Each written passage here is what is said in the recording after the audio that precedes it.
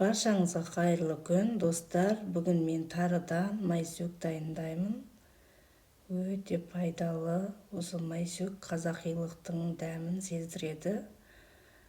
Бірінші, ал енді майсөкті бастайық. Ең бірінші біз майсөгімізді алып, ішінде тастар болса тазалап аламыз. Сосын ыстық суды құйып, осылай 2-3 мәрте жуып аламыз.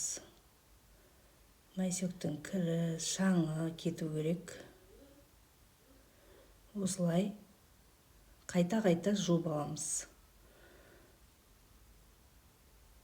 Бұл майсөкті кей өңірлерде майтары, майсөк деп те атайды. Тарының құрамында бұл неше түрлі амин қышқылдары бар, және де өсімдік майлары, көмір сулар мен түрлі жаңағы дәрумендер, минералдардың жиынтығы болып келеді. Бұл тарымыз, бұл тарымен жаңағы жас келін, босанған келіндерге жаңағы сүт көже жасаймыз, Одан кейін сөк талқан, кеше мен сөк талқан жасадым осы сөкпен. Енді мен майсөк жасаймын. Осы минералдарға, дәрумендерге өте бай бір жағынан жас келіндердің, босанған келіндердің буынын қатайтады, және де витаминге пайдасы зор, витаминге толы, организмді буын, шаштарды қатайтатын пайдалы жері бар.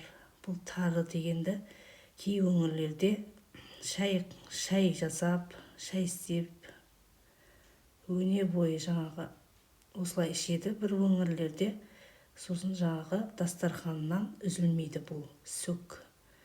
Бізде сөк дейміз. Кейбір жерлерде майсөк деп айтады, кей жерде тары деп атайды.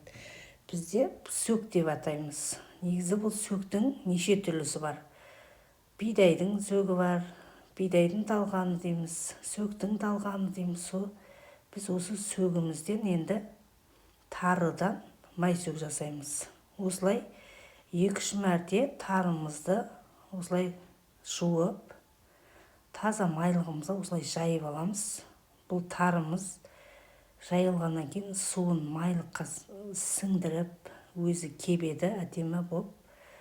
Бұл кеппей жасауға болмайды бұл тарыны. Егерде кеппей жасасаңыздар, майларыңыз сіңбей, дұрыс болып шықпай қалады. Енді менікі бір 15 минуттай сөгім тұрды, тарым матаға жайылып, енді жинап аламыз. Ыдысымызға салып, осылай кеуіп, әдемі болып, жұмсақ болып қапты, пісіпті. Енді оған шекерімізді саламыз. Мендегі жарты кило тары, оған бір кеседе енді бір кесеміз 150 грамдай шекер саламыз. Оған енді үйде тұрған майдан алдын ала бөлме температурасында қойып қоясыздар майды. Осылай қатты еріп кетпеу керек, орташа көлемде жұмсақ болу керек майымыз. Енді тарымызды, шекерімізді араластырып алдық. Енді майымызды саламыз. Осылай тарымызды майға араластырып, қолымыздың көмегімен араластырамыз. Осылай майсөк жасаймыз. Өте керемет майсөк шығады. Бір жегенде қазақилықтың дәмін сезесің ғой, кәдімгідейше. Бір күшті болады майсөк деген, керемет. Осы майсөкті күнделікті әкеп, или қолдан жасап, тарыны дастарханымызға күнделікті тұрып, шаймен араластырып, или осылай майсөк жасап берсек болады. Балдарымыз қуана жейтін болады.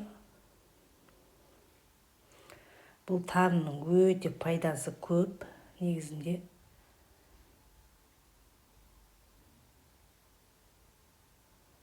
Енді осы тарымызды былғап болдық. Енді кесемізге осылай салып, менде 2 кесе шықты. Жарты килограмм тарымыз. Сіздер де осылай жасап жеңіздер. Өте керемет майсүк шыққан. Енді дәмін енді айта алмаймын. Сіздер де жасап көріңіздер. Енді одан кейін мен үйде құрт құрма бар. Енді ораза болғаннан кейін болады. Әсемдеп жібердім.